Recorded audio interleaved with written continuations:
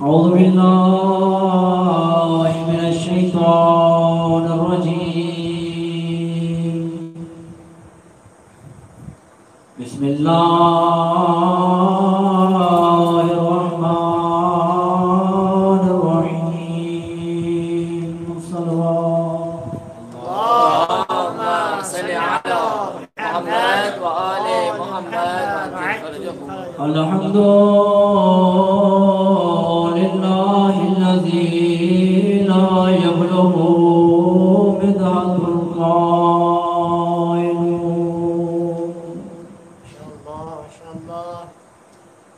ولا يوفي نعماه العادون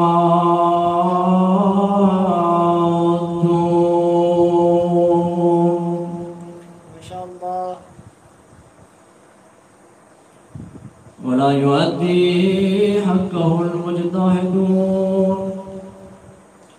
الصلاة والسلام على عبده ورسوله وحبيبه سيدنا ومولانا بالقاسم محمد محمد وآل محمد وعجل فرجهم وعلى آله الطيبين الطاهرين المعصومين عليهم السلام ولعنة الله على القوم الظالمين. صلوات على محمد وآل محمد وعجل فرجهم. قال رسول الله صلى الله عليه وآله وسلم إن الحسين مصباح الهدى وسفينة النجاة. صلوات اللهم صل على محمد وآل محمد وعجل فرجهم. ما شاء الله خداوند متعال کا شکر گزار ہوں کہ ہمیں ذکر حسین کرنے کی توفیق عطا فرمائی. ما شاء اللہ.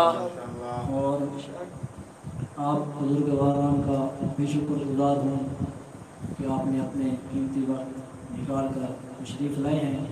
سب سے پہلے دعا ہے خداوند متعال سے اس پاک ذکر کے صدقے میں، اس عزائے حسین کے صدقے میں آپ کا دعائیں اپنے بارگاہ میں قبول فرمائے. آپ کی تمام پریشانیاں مشکلات آسان فرمائے. اپنی حاجات اپنے مرحومین کی بخشش و اس فرش کے حقیقی وارث کے ظہور کے لیے باواز بلند فرمائے. معشور و معروف صدہا بار آپ سن چکے ہیں، لیکن توجہ صرف ایک نقطے کی طرف دینا مقصود ہے کہ یہ حدیث جو 1400 سال گزرنے کے بعد بھی ہم اس کو پڑھتے ہیں، سنتے ہیں، لکھتے ہیں، بارہا بار سن چکے ہیں اور اس کا معنی مفہوم بھی واضح ہے. اس کے باوجود آپ پوری دنیا میں نظر دوڑا کے دیکھیں، کیوں یہ امت، کیوں یہ دنیا والے، کیوں یہ مختلف مذاہب کے لوگ اور بالخصوص تشیع اس تاریکی و ظلمت میں گھیرا ہوا ہے.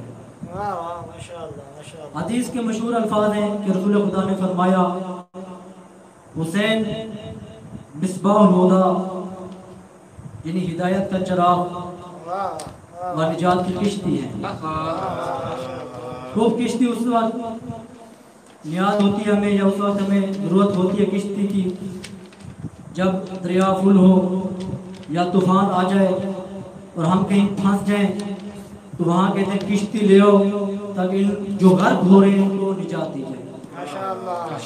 اور چراغ کی بھی اس وقت ضرورت ہوتی ہے کہ جب انسان کوئی راستہ طے کرنا چاہتا ہے، اس کے نشیب و فراز کو دیکھنا چاہتا ہے، اس کی مساوت کو دیکھنا چاہتا ہے، اس میں کون کون سی مشکلات مجھے لائق ہونی ہے وہ دیکھنا چاہتا ہے، اور یہ سفر کہاں تک جانا ہے وہ دیکھنا چاہتا ہے، تو اسے روشنی کی ضرورت ہے۔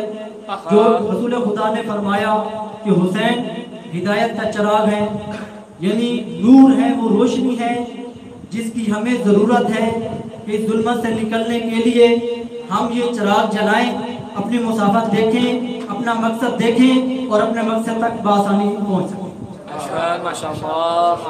تو یہ حدیث اتنی صدیوں کے گزرنے کے باوجود ہم اپنے آپ، اپنے گریبان، اپنے معاشرے، اپنے وطن، اپنے گاؤں، حتیٰ اپنے گھروں میں دیکھیں کہ آیا ہم اس ظلمت سے نکلے ہیں یا نہیں؟ آیا ہم نے اس امت کو اس ظلمت سے نکالا ہے یا نہیں؟ آیا ہم نے امام حسین علیہ السلام کو واقعی ہدایت کا چراغ سمجھا یا نہیں؟ آیا ہدایت کی کشتی سمجھی یا نہیں؟ یہ دیکھنے کی ضرورت ہے، خصوصاً تشیع کے دن بدن یہ ظلم کی طرف جا رہا ہے، دن بدن یہ غلامی کی طرف جا رہا ہے، دن بدن یہ تاریکیوں میں گھرتا ہوا جا رہا ہے۔ کیوں؟ کیا وجوہات ہیں کہ امام حسین نے جس مقصد کے لیے اپنی جان، اپنا خانوادہ، زہرا کی بیٹی زینب کی چادر قربان کر دی؟ آیا وہ یہی مقصد تھا کہ تشیع کو، امام حسین کے ماننے والوں کو جنت بہت مشکل سے ملتی ہے، لہذا ان کی آسانی کے لیے میں شہید ہو جاتا ہوں اور یہ بعد میں آ کر مجھ پر گریہ کریں گے اور یہ آسانی سے جنت میں چلے جائیں گے؟ ایسے اس مقصد کے لیے تھا۔ اس کو بہت ہی خوبصورت انداز میں شہید مطہری نے اپنی کتاب میں ذکر کیا، بہت ہی خوبصورت انداز۔ وہ شہید مطہری جس کے بارے میں امام خمینی فرماتے ہیں اس کے افکار کو زندہ رکھنے کی ضرورت ہے۔ اگر کوئی چاہتا ہے دین حقیقی فکر ناب، فکر امام حسین حاصل کرے، وہ شہید مطہری کی کتب کا مطالعہ کرے۔ کیوں؟ امام خمینی کو فقط شہید مطہری نظر آ رہے تھے؟ کتنے علماء گزرے ہیں، بڑے بڑے مجتہد دین تھے، فقط شہید مطہری کا کیوں کہا؟ کچھ چیز تو ہے شہید مطہری میں جو ہمیں نظر نہیں آتی۔ شہید مطہری کوئی عام شخصیت نہیں ہے۔ شہید مطہری نے کم سن عمر میں ایسے افکار تشیع کے لیے واضح کیے ہیں جو انسان 100 سال کی زندگی بھی رکھتا ہو تو وہ ایسے افکار کو شامل نہیں کر سکتا۔ شہید مطہری ہیں وہ پہلے شخص جس نے حقیقی سیاست کو، حقیقی معنی مفہوم عشورہ کو لوگوں کے سامنے بیان کیا، اور پہلے وہ شخص ہیں جنہوں نے واقعی عشورہ کو سمجھا، اور انقلاب کی کامیابی میں سب سے بڑا ہاتھ شہید مطہری کا ہے۔ ایسے شہید نہیں کیے گئے، یہ شہداء جو کم عمر میں شہید ہوئے ہیں یہ دشمن کی آنکھوں میں کانٹا تھے جس کی وجہ سے انہوں نے ان کو نکالا ہے۔ شہید سلیمانی کو دیکھ لیں، کس قدر وہ کام کرتے تھے، پتہ ہی نہیں چلتا کہ کب کہاں اور کہاں آتے ہیں کہاں جاتے ہیں۔ دن رات انہوں نے مسلمانوں خصوصاً تشیع کی نجات کے لیے انہوں نے کام کیا۔ بس یہ حدیث جو ہمارے پاس ہے اتنی صدیوں سے، کیوں ہم اس سے دور ہیں؟ کیوں ہم اس نور کی طرف نہیں آ رہے جس نور کی طرف ہمیں امام حسین لے جانا چاہتے ہیں؟ تاکید ہے، بہت تاکید ہے، خصوصاً ائمہ نے بہت تاکید کی ہے کہ آپ حسین علیہ السلام کی طرف رجوع کرو، آپ کربلا کی طرف رجوع کرو، آپ مکتب حسین کو پڑھو، آپ نیزۃ زینبیہ کی طرف رجوع کرو، بہت تاکید کی ہے۔ کیوں؟ کیونکہ حسین کی وہ وحی ذریعہ ہیں، وہ کشتی رکھتے ہیں، تیز ترین کشتی نجات کی حسین کے پاس ہے۔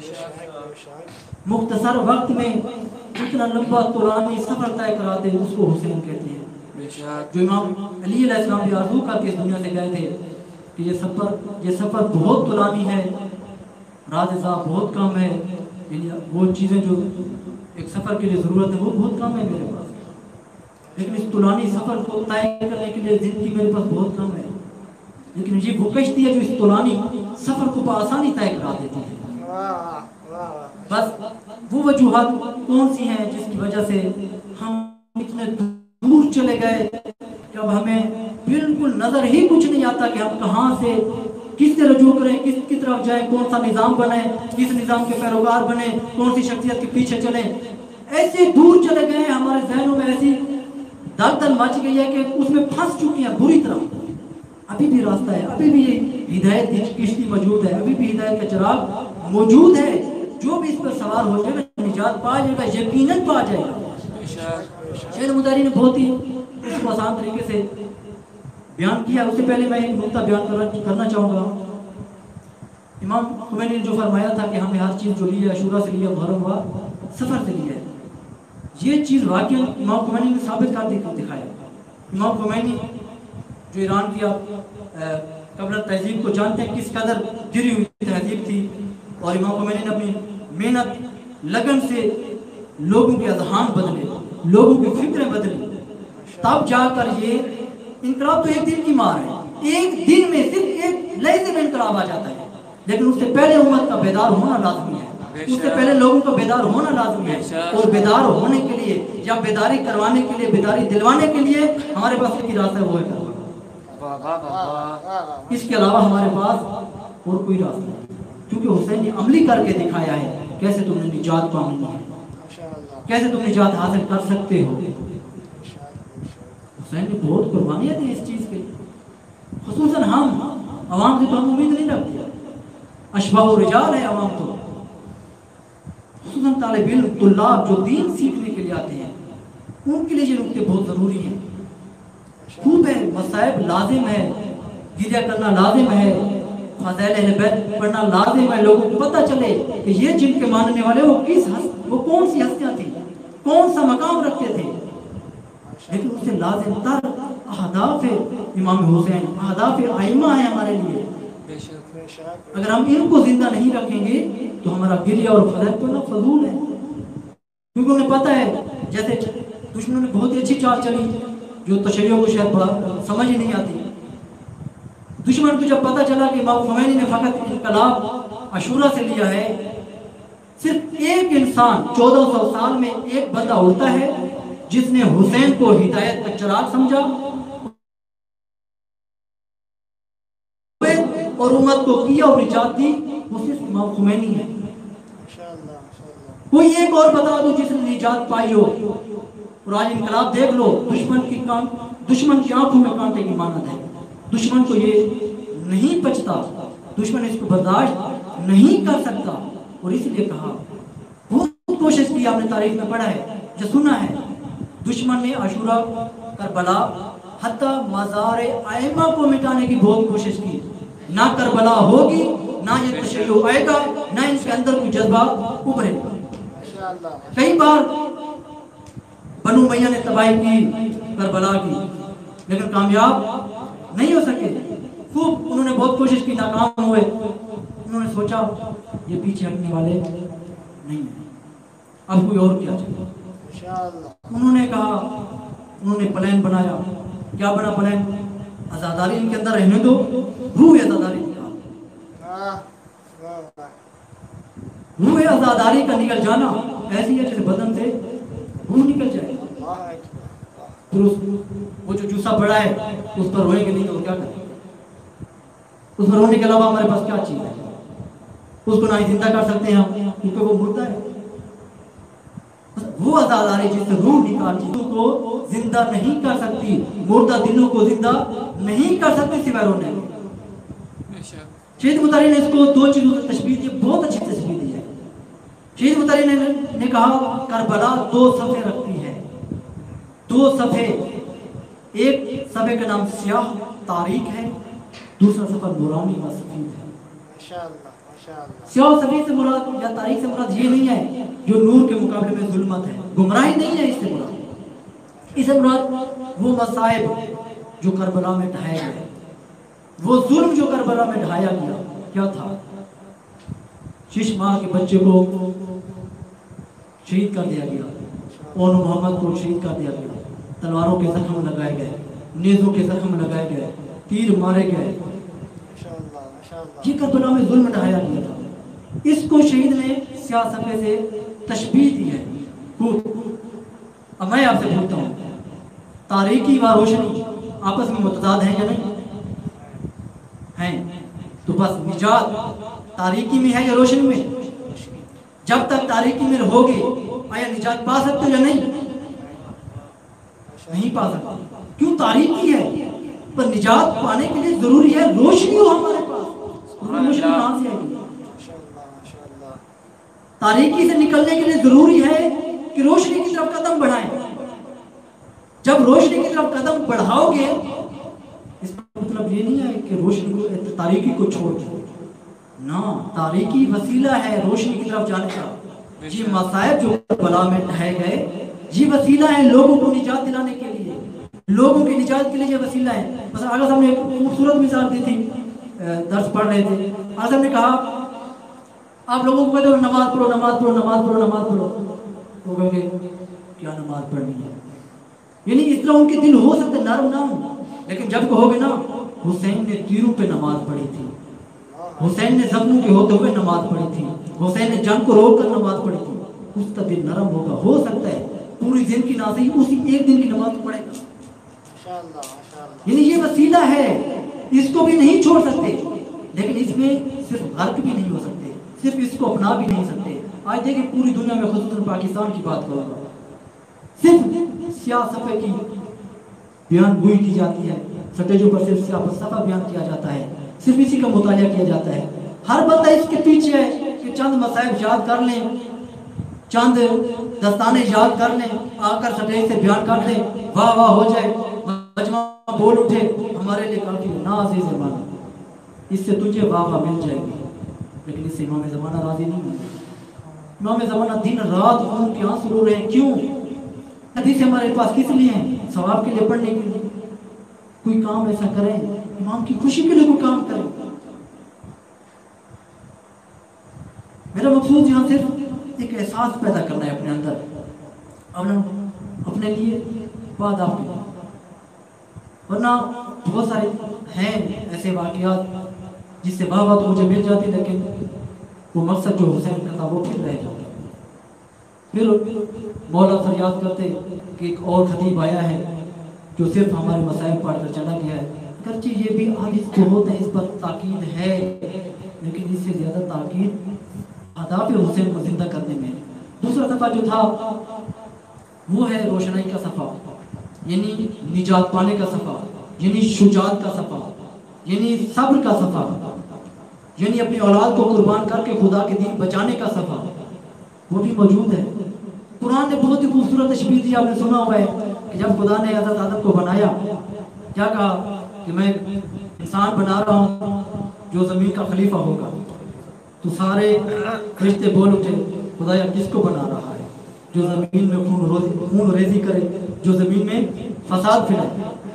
لیکن کچھ کیا جب خدا نے کہا کہ انی جاعل فی الارض خلیفہ، تو فرشتے بول اٹھے قالوا اتجعل فیہا ومن یفسد فیہا ویسفک الدماء. یعنی اعتراض کیا ہے قسم کا، خدا کس کو بنا رہا ہے جو زمین میں فساد پھیلائے گا. یعنی ان فرشتوں کو صرف صفحہ سیاہ نظر آ رہا تھا، ان کو صرف وہ ظلمت، وہ مظلومیت یا وہ ظلم جو لوگوں پر ہونے والا، خون ریزی ہونے والی ہے، جو فساد پھیلنے والا ہے، ان کو صرف وہ نظر آ رہا تھا. لیکن ایک فرشتہ تھا جس کو حکمت خدا بھی نظر آ رہی تھی. اس نے کوئی سوال نہیں کیا. پھر خدا نے کیا جواب دیا؟ جو میں جانتا ہوں تم نہیں جانتے. وہ جو خدا جانتا تھا وہ کچھ اور تھا، یعنی وہ صفحہ نور تھا، وہ صفحہ سفید تھا، لیکن جو فرشتے دیکھ رہے تھے وہ صفحہ سیاہ تھا. اسی مثال کو لے کر بنا جب حسین مدینے سے نکلنے لگے، قریبی شہید کروانے جا رہے ہو، کون سی عقل یہ کہتی ہے؟ انسان کو پتہ چل گیا 4 دہشت گرد سامنے بیٹھے ہیں، تم اس راستے سے گزرو گے تو انسان اس راستے سے جائے گا نہیں، مکان سے ہی نہیں نکلے گا. حسین، لیکن ان کو جنہوں نے یہ سوال حسین پر کیا، حسین کہاں جا رہے ہو؟ کسی پہاڑی غاروں میں لو، چھپ جاؤ، مان لو.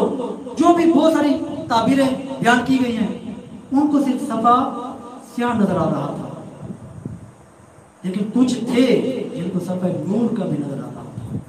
اور وہ پوری اس جن کو صفحہ نور حکمت نظر آ رہی تھی وہ صرف 72 نکلے. باقی سارے کس کے پیچھے گئے؟ حسین یہ کام اچھا نہیں کر رہے، یہ اپنی جان قربان کر رہے ہیں، حتیٰ گھر والوں کو بھی ساتھ لے کر چلے۔ وہ بھی اس پر توجہ کرنے کی ضرورت ہے، اگرچہ مطالب بہت زیادہ ہیں، لیکن میں اسی پر اتفاق کروں گا، آپ کا ٹائم زیادہ نہیں لینا چاہتا۔ بس اس کی طرف توجہ کریں اور حسین کو واقعی ہدایت کا چراغ سمجھیں۔ حسین نے بہت قربانیاں دی ہیں، حسین نے اس اہداف مقاصد دین اسلام کو بچانے کے لیے بہت قربانیاں دی ہیں، فقط خود کو قربان نہیں کیا،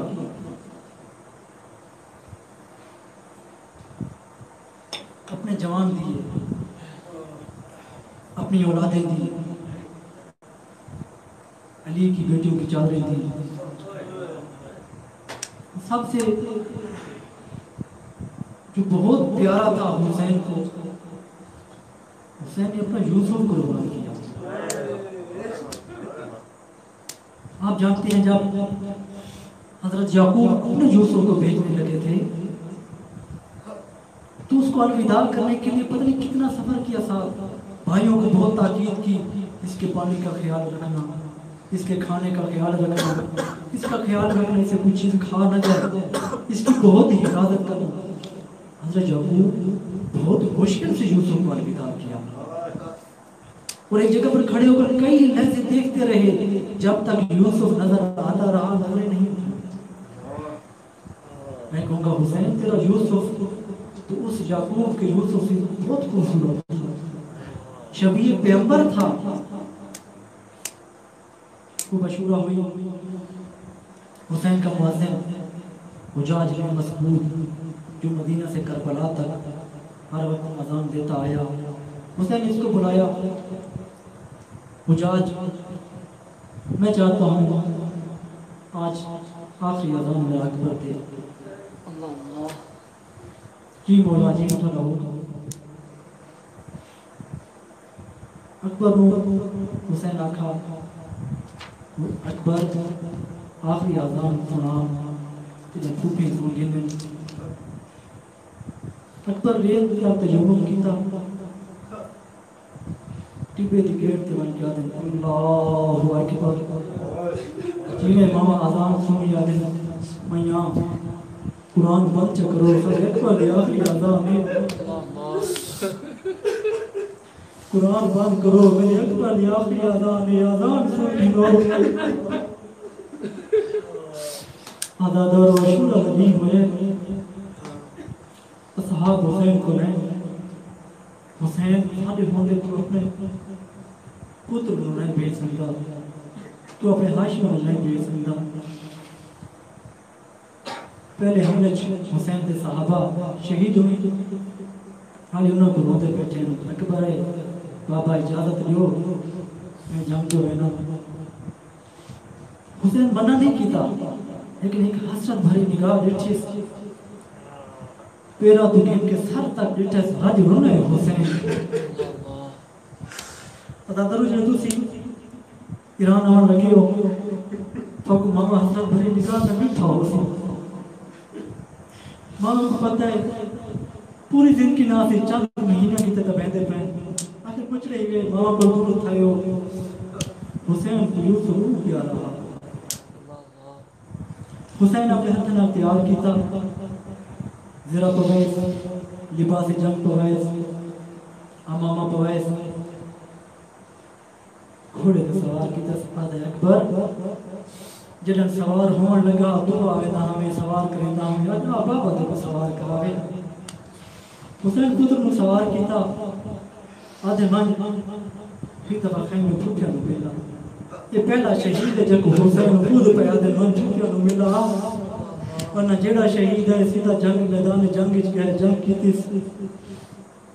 اکبر کیا خیمے ایک روایت ملتے اکبر پہلے سلام کیتا ہے، میرا سلام ہوئے میرا ماما بہنی تھے، سارے جواب دیتے اپنے اپنے خیمے بیٹھ کے، لیکن جڑے لے آزادار و اکبر رکھے نا میرا آخری سلام ہوئے، میں بات کو نہیں بننا، کوئی بھی کہے خیمے جو نکلیے، کوئی بھی کہے خیمے جو نکلیے، سارے خیمے جنگ ہوئے، اکبر دے ارد گرد جم ہو گئی ہے، کوئی سینہ چوم دیے، کوئی داڑھی چوم دیے، کوئی ہاتھ چوم دیے، کوئی پیشانی چوم دیے.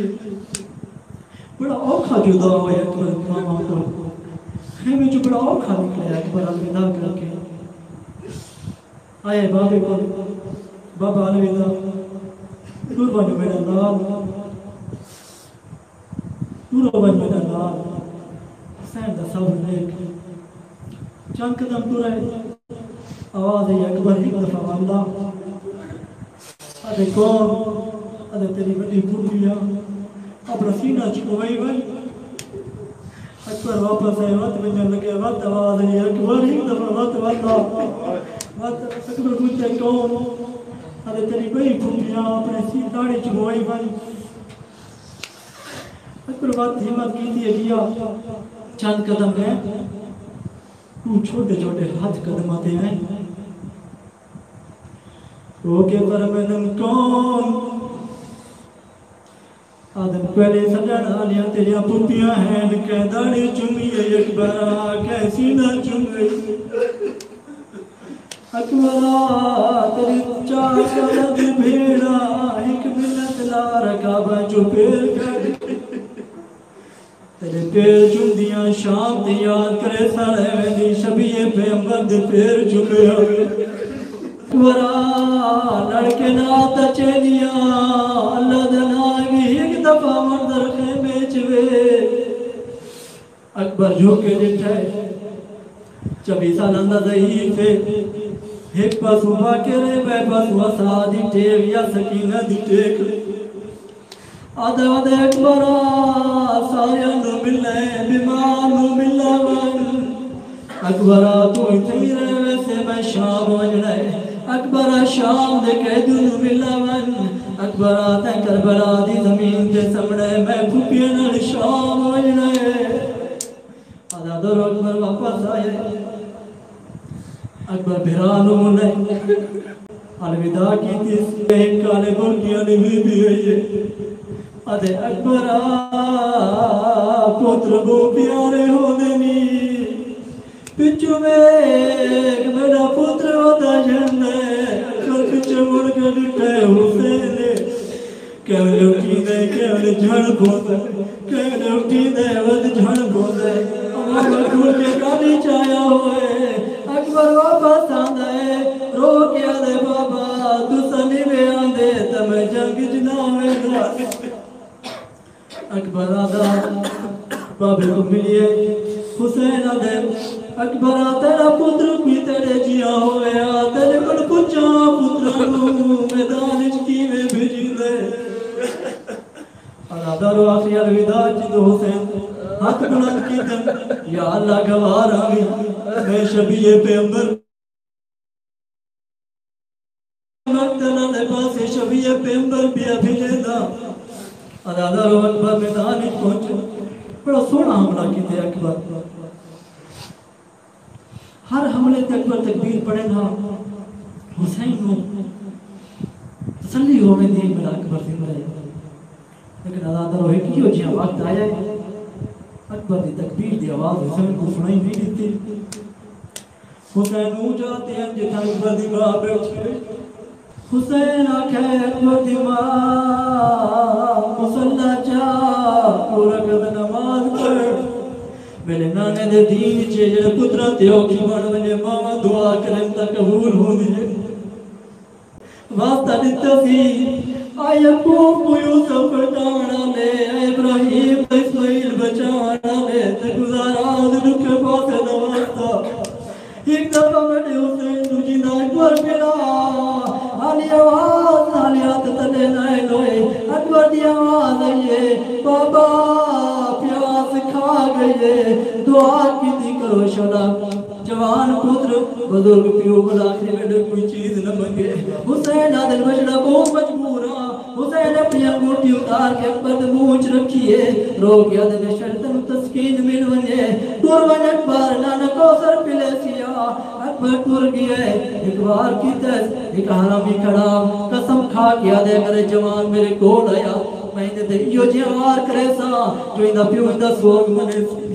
ادا دارو اکبر جو جنگ کریندا یہ حرامی تو کول گزرے یہ جی آواز کیتے اکبر دے ساری تلوار لگنی ہے خون نہ فوارا نکلے اکبر دی طاقت ختم ہوئی ہے اکبر اپنا سر دو گھوڑے دی سیٹ تے رکھے گھوڑا دشمن والے پاسے بھجے میں پوچھا ہے گھوڑا تمہیں کیوں دشمن والے پاسے کیے گھوڑا کی اے ذاکر حسین تیکو جو کربلا آج کچھ نظر نہیں آتا تو کربلا ہوئے تیکو پتہ لگے میری کیڑی مجبوری آئی گھوڑا کی اکبر دا سارا زخمیہ اکبر دا خون میرے اکھی چاہے میں نو نظر کچھ نہیں آیا میں کتھا آیا ایک بے روایت ملتی ہے جو اکبر گھوڑے نو آکے میں خیام والے پاسے بھاج میرا پاپا ضعیف ہے ناشا چاچا تھکا کروتا ہے میں نا چاہتا میرا بابا کو کرتی ہے ایک حرامی اکبر دے سینے برچی ماری اکبر آخری سلام کیتا ہے حسین آئے حسین خود کو گھوڑے کو گرا یہ مجھے کرد ہے یہ بچہ کتنے اندے بولے کرد ہے اپنے آپ کو اکبر دی لاش تے پہنچائے نے اکبر دی لاش کو بجھولی بات ہے دل میں بھرا اکبر دی لاش کو سینے نہ لے دل میں بھرا اکبر کو سینے نہ لا کے دل میں بھرا اپنے رخسار اکبر دے رخسار نہ لا کے آدھے اکبر تیرے بابے کو نظر کچھ نہیں آتا اکبر تیرے بعد دنیا جو کچھ نہیں رہ گیا اکبر آدھے بابا میں نکلے میرے چلو میں نالو میرے اکبر دا ایک ہاتھ برچی دیا ایک ہاتھ بابے دے گلے حسین خود اکبر تو جہاں کیوں نہیں چنا اکبر آدھے بابا بزرگ ہو ضعیف ہو میرا زخم برداشت نہ کر سکسو اکبر کی لاش نہ چھوڑی لے ایک ہاتھ سینے ترا کے لو جان پر چھپا گیا دے نانا تو بھی ڈالے ابراہیم نو لیا آدھے مجھے آنکھی دے پٹی کو نہیں میں اپنے یوسف نو نہیں بتا میں اپنے اسماعیل نو رسی نہیں کوئی حسین لاش لے آنے میں سارے ابھی بابا تم کی